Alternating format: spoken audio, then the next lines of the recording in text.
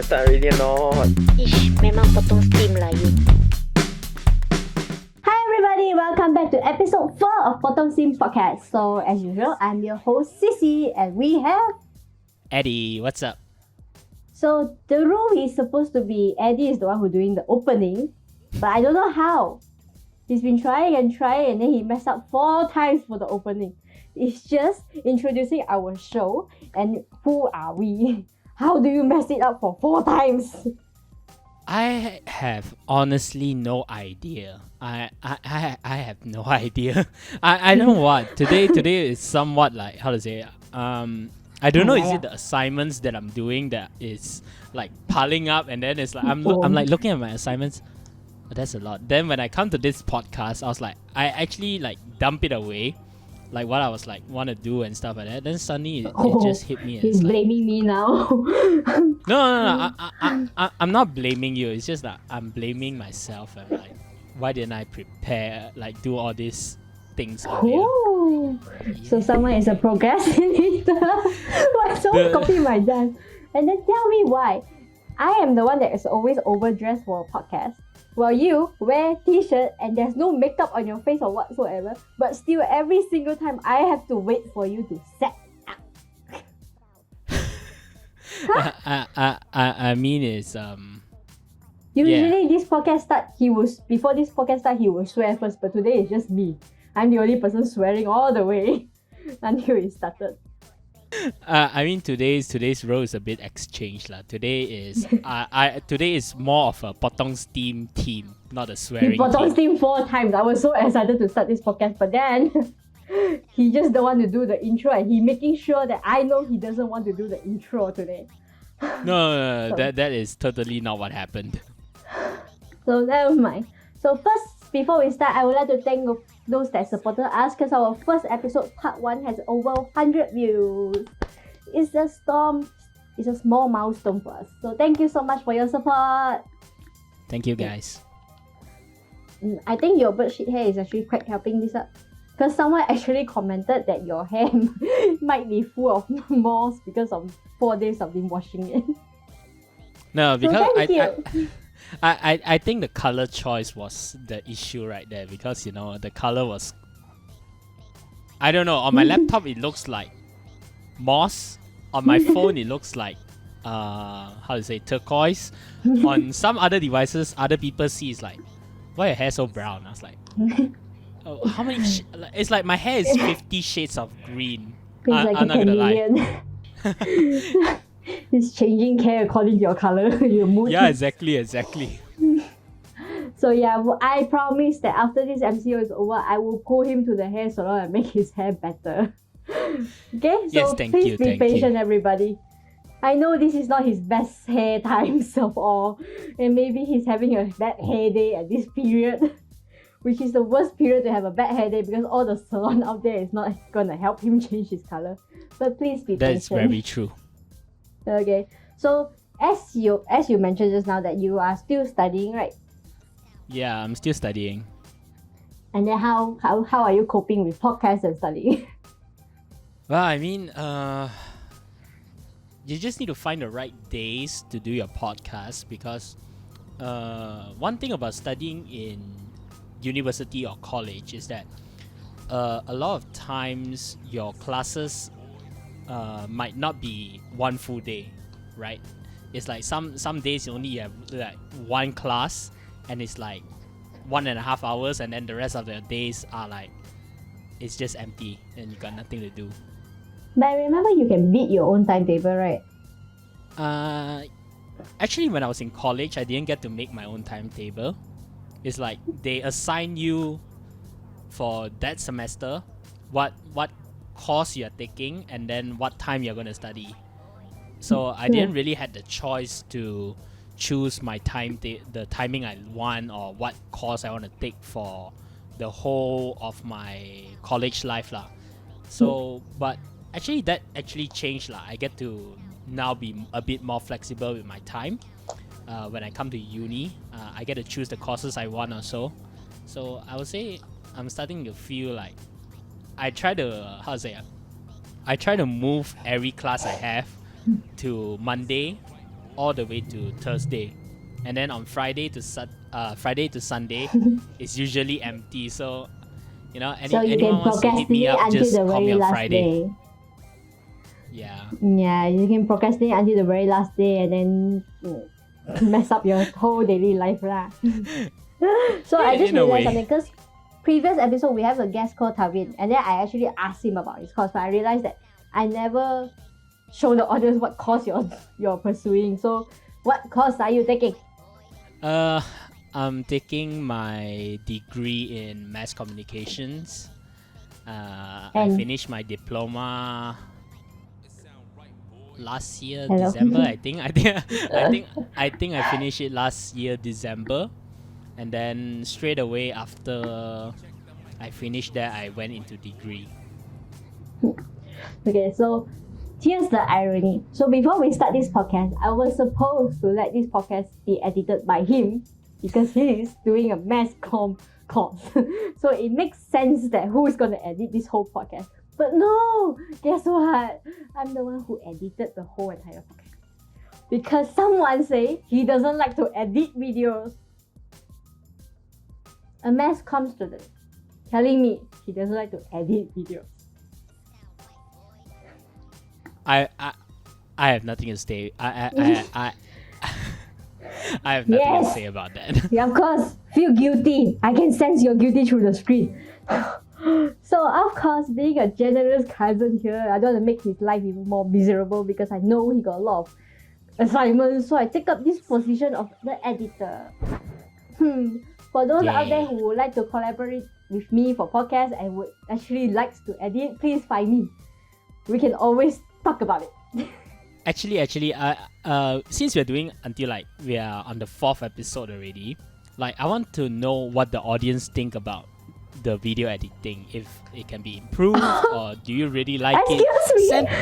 Send some feedback to Ceci so that she knows what to do in the upcoming episodes that we have installed for this podcast. This is just the 4th episode and he's already offending the editor. Do you know never to offend the editor? Or else your videos are going to get very interesting. I don't know what I will edit on top of your face. There's a lot of PNG out there where I can edit and put on your face throughout the whole video. You know that, right? I'm pretty sure the audience, the general audience, will like a very clean, nice video with minimal editing required. Just to see everyone's beautiful smile and face, But I'm trying to make you more handsome. So I will start finding PNGs from today. Okay? No need. Okay. My face cannot be saved anymore. It's like beyond repair. What makes you just give up on yourself and just go on? Okay, moving on. Let's start. Okay, today we're going to talk about the difference between study life and working life and what the university or college didn't taught you about. Like what? All right. What would you wish to learn more during your study years? Because I've been studying for 4 years for Bachelor of Graphic Design and Multimedia. So when you come out, I realized that there's a big difference between these two lives, and then I feel like I got cheated. Bachelor, can just say degree or not? Why need so atas? Because you haven't get your bachelor, so I have to say bachelor. Okay. You wait for my PhD. So someone wants to get a PhD. We'll see about that in the future. I doubt it so much. I don't feel like a going to the PhD. working life so fast yet. So But I'm I doubt you will suffer yourself in PhD level. So you don't act like you're going to be so knowledge on it. Okay, Tavi maybe, but you? Oh, no. Who knows, okay? Who knows? We'll see about that. Okay, so since you're still studying right now, what would you wish to learn more about before you graduate and come into the adult life?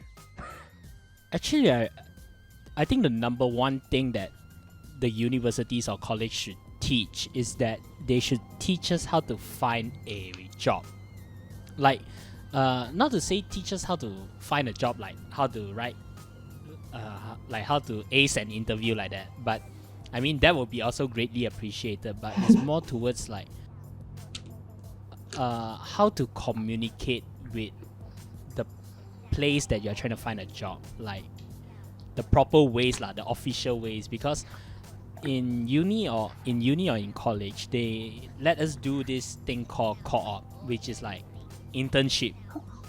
Yeah. Yeah, so for me, it's industrial training, but okay.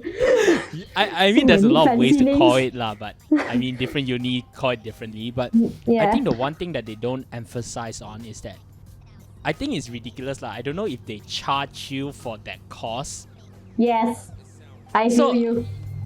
I mean, I don't understand how is industrial training For a anyone course. out there, can you mind explaining to us why would you cost us? Why would you try to get money from us when we go to industrial training? We don't use anything from you. We find our own company, we get ourselves an interview, and we go there for 3 months. So why would you still cost us money? And then Okay. you know some things it's like sometimes that company don't pay you. Yeah, I heard of it before. I've been there before. So sad. I mean, but I'm not gonna lie. The job was fairly easy.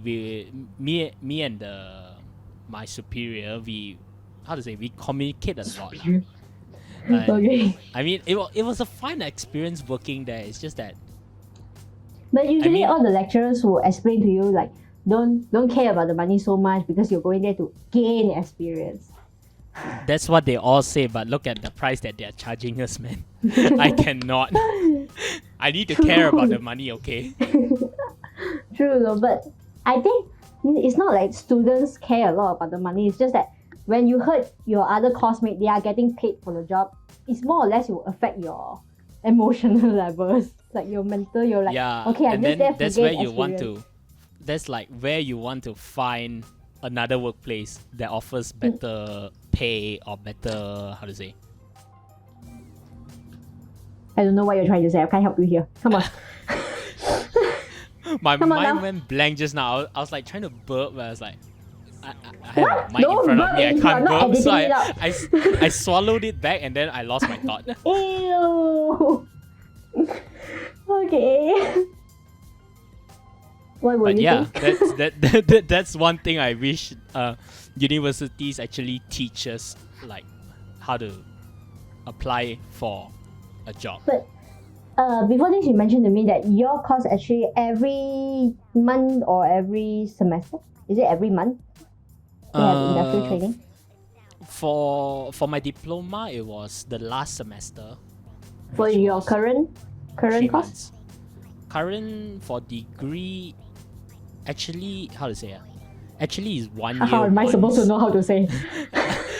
Actually, it's like you're supposed to do your co-op 1 year once, but then there's also an option for you to terus one shot do everything. So actually, I think that your course choices for industrial training is actually much more interesting because since you're saying like finding the right job, right? Yeah. So if every once in a while you get to have this experience, I think you can change your environment a bit. Yeah, Like change the different. That's very true because how to say it depends on which company you work because sometimes let's say because I'm studying mass comm, so maybe I can internship. Mass comm student that doesn't like to edit, but continue. Point taken. Let's say maybe I can work with Genie Boy TV or the Ming In your Tay dreams, but okay, continue. or 3P Productions. Like I mean, as a mass comm student, our opportunities are wide because actually I think many people don't know about this, but mass comm is actually divided into 3 different sectors. So the first one is marketing communications. So you can do like a lot of business related ones, like business related internships there. Second one is journalism, which is go be a Yeah, reporter. the one that you don't like. That is, I would say 80% or 70% of the students that study mass comm would not pick journalism. especially your writing skills are not there. You'll be like, nah, I don't want to pressure myself. And I then don't want to be doing this for the whole entire life. yeah, exactly. But I mean, if you love writing, who knows? One day you might publish a blog, a book. But it's a blur. But yeah, and then the last one is film and television. So it's like big productions lah, like filming, recording, podcasts. I think most students that enroll in mass comm, they will most probably choose the third one, right? Actually, it's 50-50 lah. Quite a lot of people also like to go into marketing communication. How about Because you?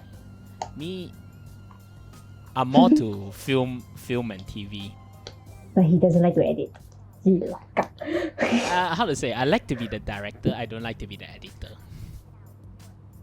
You're lucky you're not in front of me right now, or I will give you one slap to the face. Chill. Okay. Inner peace. I just thought of something. Because just now you mentioned interviews, right? And then actually I agree with Eddie here because most uni they didn't teach you much about interview skills. And then recently I saw a lot of cases where a student asked for internship opportunity, but their attitude is just off. How to say? Don't say off lah. The way they dress sometimes is like, yeah, you're not here for an interview, man. You're not here for an interview. Because I have multiple lecturers that actually share the experience with me by saying that how students actually ask for an internship. But then the way they ask for internship is sometimes you would think that what were they thinking when they typed this message out? Okay? So any students out there, please keep your attitude right because no matter how this is still the outside world, this is still a reality. You can't just think that the whole world is in your hands sometimes. I hope you're not one of them. No. Actually, how to say? I was scrolling through Instagram and I follow quite a few motivational kind of page accounts. So I follow them, and then actually one of them was like they were teaching you how to ace an interview, and then it's like how to say it? Actually, the most I saw was regarding to the interviewer. He was asking, so what's your expected salary, like yearly salary lah? And then a lot of people would definitely answer like, oh, I expect how much per month or how much per year. But actually you can get two outcomes from that. One, you are being underpaid, or two, you are getting fired or not getting chosen essentially. Because how to say, if you offer too low, the company will definitely take you because you expect that low. But if you expect too high, the company is not how to say, they are not really willing to pay you that money unless you can really provide that good of a service lah. So but most of the people advise that if you ask for your salary, that is like a no. Like during interview, you cannot ask for salary. I mean, you can say, how to say, you can say your expected salary lah. Like based on the market right now, I expect my salary between like 2K to 4K like that. You know, give your interviewer and also your employer a chance to like, how to say, tally their revenue and also how much they are willing to pay you lah. But I realized that some interviews are like the traditional ones, like they talk to you, they ask you questions, you answer them, and all those. This is traditional. Others may take to another step, like for graphic design, the interviewer might straight away on the spot ask you to design something out for them to see. Oh my gosh. Now, those interviews are stressful because they just come at you. So it's like an impromptu presentation, but it's not presentation, it's your skills impromptus. So those are like, I think uni should actually practice students more on this. Yeah, I think how to say, one of the most common interview questions that I have heard, and it has been in different type of movies, is this very interesting one thing . Hi, sell me this pen. Oh. Hi, sell me this pen. And then you're like, you can come up with tens of thousands of different answers, but then everyone is like, I was like watching this one specific video. I forgotten I think it's from India. It was like, sell me this pen or write your name with this pen on the whiteboard. And then he was like asking, why do you write that? And then he's like, stop, get out. I was like, Oh, no. I think those mostly will be in companies that's very successful already. Yeah. So, but okay, I'm very curious about what you think about this. Would you rather go like interview for a small company, but with lower pay, or big companies? Because they have their own pros and cons. Because usually people say small company you can learn more skills, and big company you're just like order taker like that. So which one would you prefer? Actually, it depends on how you feel lah. Like what type of work environment you want. Because That must be yours. Okay. For me, I would prefer small company. Why? Because how to Come say, on, explain yourself. your relationship with your co-workers and your colleagues and your boss will be more intimate. Is like, it will be closer lah, because it's a small company ma. So there's no like, you need to, if like let's say you work in a big company, you need to go to your manager need to go to the general manager, then the general manager need to, I mean, there's a big ladder to climb lah. So it's like it takes a long time before your message even reach your like big boss lah. But if you say in a small company, which was my experience with my internship in diploma, it's like I was working in a very small company. So essentially this company only have like 10 people working, including a boss lah. So I was like there doing an internship, and then so a lot of times I get to talk with the boss face to face, and then a lot of times she has shared a lot of ideas with me. She has taught me a lot, and she's like, how to say, she does things that nobody would have think at first. Like she's always one step ahead of the whole game. Yeah, I realized that boss always have this kind of skills. Yeah, I mean, it's so interesting, you know. I was like, wow, this idea can how you want to, because a lot of times some companies focus on one product, and the company that I interned at, they're mainly a music company. Like they teach children music, but Not surprising that you were interviewed there. Actually, I love music. I can tell, but continue. Yeah, but so it's like, instead of like teaching music the traditional way lah, so she incorporates different type of teachings. Like she learns from overseas, and then she combines everything together, and then she teaches like the children with that style. And a lot of times, I don't know, feedback from working at the front desk, a lot of parents are like very satisfied with the way and the results that is shown lah. And then she is also very direct. She's like very direct. She's like, you want to see results, you need to at least put her in this class for 3 months if you want to see results. Do you want to shout out to the boss? Mama. Huh? It sound right, boys.